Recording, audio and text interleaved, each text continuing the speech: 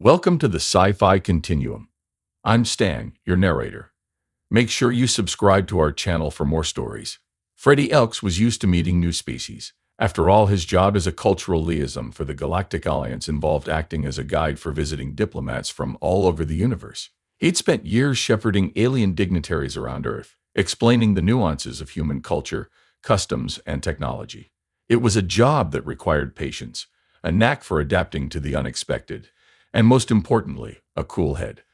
But none of his experience had prepared him for the Niali delegation, particularly their leader, Saya. From the moment Saya and her entourage arrived on Earth, Freddie knew this would be a tour like no other. The Niali hailed from Catan, a distant world recently discovered by the Galactic Alliance. Though relations with their people had been peaceful, Catan's customs were a mystery to most humans, and more than anything, the Niali were intensely curious about Earth. At first, everything had seemed professional, just another assignment. Freddie had met Saya when she disembarked from her sleek silver ship at the Alliance spaceport. Standing at about 5 feet tall, she was distinctly shorter than most humans, though her presence was commanding. Her blue skin shimmered slightly under Earth's sun, and her golden wavy hair fell gracefully past her shoulders, catching the light. She wore a crisp white suit adorned with the red and yellow emblem of her people, a design that seemed both regal and ancient. Freddie Elks, she had said upon their introduction, her melodic voice laced with intrigue. I look forward to learning about your world. Her eyes had locked onto his in a way that made him feel like she was examining him more closely than anyone ever had before. For the next few days, Freddie showed the Niali delegation around Earth, giving them a grand tour of the planet's most notable sights. The Catan people were fascinated by everything from the towering skyscrapers of New York to the vast deserts of the Sahara, and even the underwater cities humans had recently begun to construct. Freddie's job was to explain, to facilitate discussions, and to ensure that the Niali felt welcomed. But something unusual began to happen. Saya's interest in Freddie grew more personal with each passing day.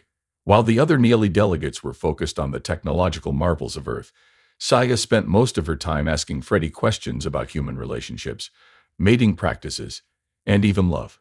At first, Freddie thought she was just gathering information, perhaps for some cultural report back to her people, but by the third day, it became clear that her curiosity had evolved into something else entirely. During a visit to the lush gardens of Kyoto, Saya had pulled Freddie aside, her golden eyes shimmering with a mixture of curiosity and something he couldn't quite place. Freddie, she said softly, standing close enough that he could feel the warmth of her body, humans are much taller than we are. I've studied your mating practices, but how your species accommodates such differences. Freddie had stammered, caught off guard by the bluntness of her question. Well, it's not really something we think about. I mean, humans come in different sizes too, and we figure it out. Saya had tilted her head, her gaze intense as she studied him. I see. And do you think you and I could figure it out? The question had sent Freddie's heart racing. Was she serious? He had laughed nervously, thinking she might be joking, but Saya hadn't laughed. Her eyes had remained locked onto his, and there was something undeniably alluring about her, something that made him feel both nervous and intrigued at the same time. On the 4th day of the tour, things came to a head. The Niali delegation was scheduled to visit the glittering megacity of New Shanghai, a futuristic marvel of human architecture. Freddie had been walking Saya through the city's highlights when, out of nowhere, she had grabbed his arm and pulled him into a quiet alley.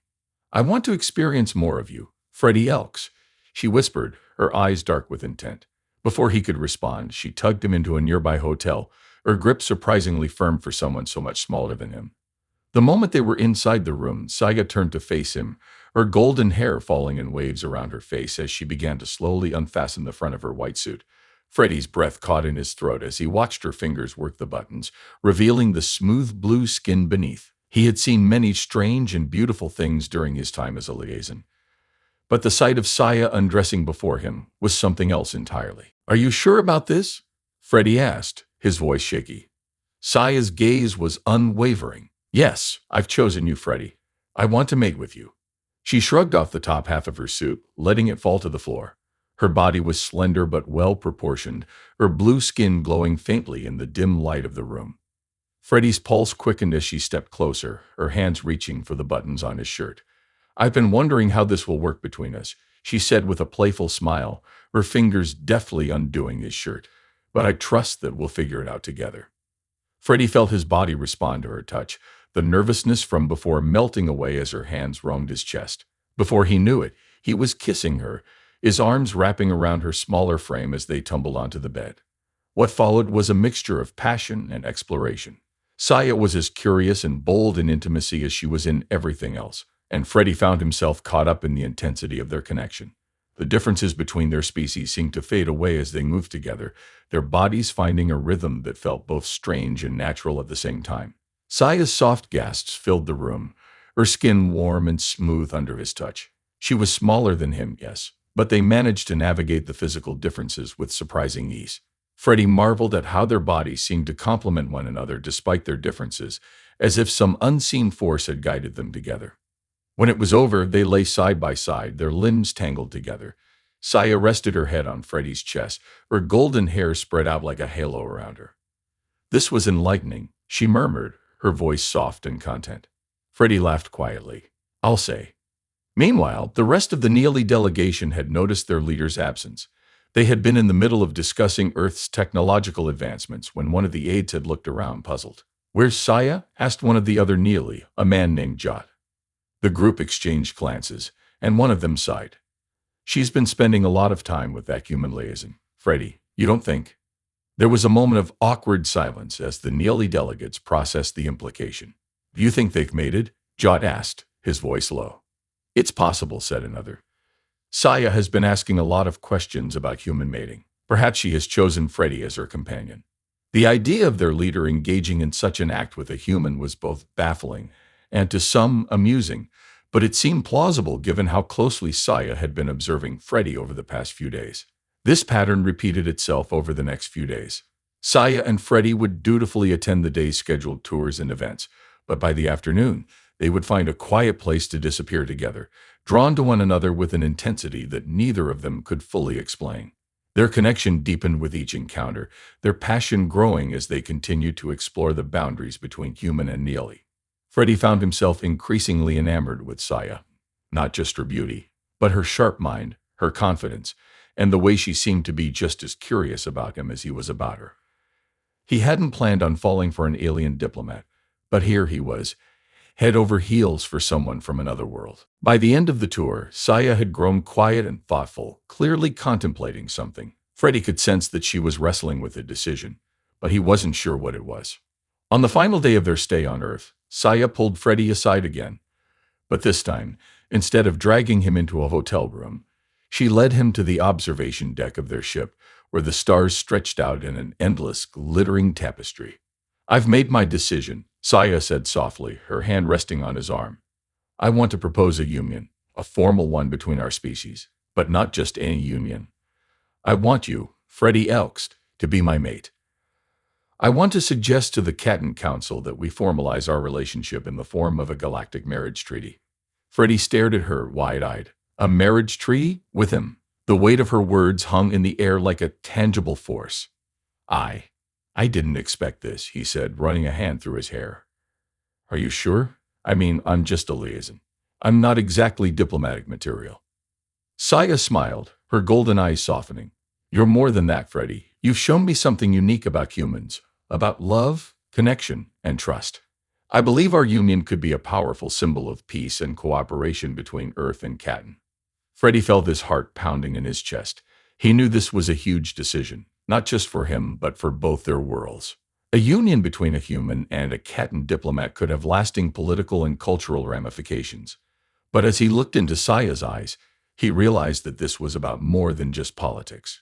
This was about the bond they had formed, a connection that had grown far beyond the scope of a simple diplomatic mission. "I'm honored," Freddie said finally, his voice steady despite the whirlwind of emotion swirling inside him. "And I feel the same way. If this is what you want, then I'm with you." Saya's smile widened, and for the first time, there was a hint of vulnerability in her expression. "Thank you, Freddie. I know this won't be easy, but I believe it's the right path." She leaned in, kissing him softly, and for a moment, everything else seemed to fade away.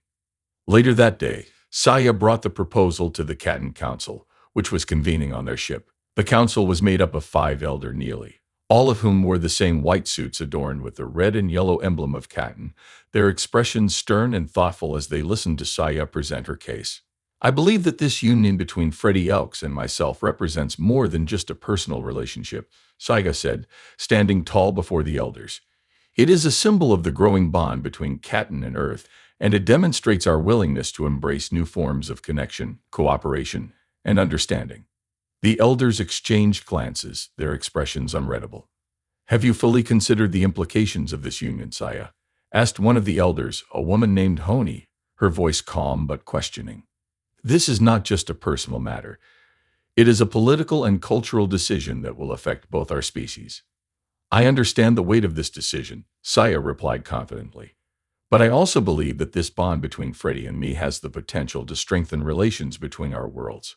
He has shown me what it means to connect with someone deeply, on an emotional and physical level. It is a bond that transcends our species' differences. The elders fell into a quiet discussion among themselves, their voices low and hushed. Freddie stood to the side, his heart pounding in his chest. He couldn't help but feel like he was in way over his head, standing before a council of alien elders, waiting for them to decide whether his relationship with Saya would be officially recognized. After what felt like an eternity, the elders turned back to Saya and Freddie. Elder Honi spoke first, her gaze shifting between them. The council has considered your proposal, Saya, she said, her tone measured. While we understand the personal nature of your bond with this human, we also recognize the potential significance of such a union.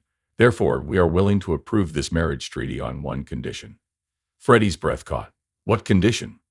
Elder Honi's eyes softened slightly. That both parties understand the commitment they are making, not just to each other, but to the future of Catan and Earth. This union will be seen as a symbol, and it must be treated as such. Are you both prepared for the responsibilities that come with this treaty? Freddie glanced at Saya, who gave him a reassuring nod. His pulse quickened as he realized the gravity of what they were about to embark on. But deep down, he knew he couldn't back down now, not after everything they had been through together. I'm ready, Freddie said, his voice steady. I know this is bigger than just the two of us, and I'm willing to do whatever it takes to make this work. Saiga smiled at him, her confidence in him unwavering, as am I. Elder Honi nodded, her expression softening even further. Very well. The Catan Council formally approves the marriage treaty between Saya of Catan and Freddie Elks of Earth. The news of the treaty spread quickly throughout the Galactic Alliance. The union between Saya and Freddie became the subject of much discussion, some seeing it as a hopeful sign of deeper cooperation between Earth and Catan, while others expressed skepticism about such a bold, unprecedented move. For Freddie, life changed almost overnight. He went from being a relatively low-profile cultural liaison to a symbol of interspecies unity, his face plastered across holo news channels, his every move scrutinized by political pundits and curious citizens alike. It was overwhelming at times, but Saya was always there, her calm and steady presence grounding him. Their relationship, though born out of diplomatic necessity, had become something real, something deeper, and as they navigated the challenges of their new roles, they found solace in one another, their connection growing stronger with each passing day. In the quiet moments away from the cameras and the politics, Freddie and Saya would sit together, talking about everything from the future of their worlds to the simple joys of being with one another. As they stood together on the observation deck of their ship one last time before departing for Catan, Freddie gazed out of the stars, his hand intertwined with Saya's. I never thought I'd end up here, he said, a smile playing at the corner of his lips. Married to an alien diplomat representing Earth in the Galactic Alliance. It's a little surreal. Saya squeezed his hand, her golden eyes glowing with affection. And I never thought I'd find a human who would make me feel the way you do. I'm glad we took this path, Freddie Elks. Freddie chuckled softly, leaning in to kiss her forehead. Yeah, me too. And as they stood together, gazing out into the endless expanse of the galaxy, Freddie knew that whatever challenges lay ahead, they would face them together, united by love, trust, and the bond they had created against all odds. In the end, that was all that mattered.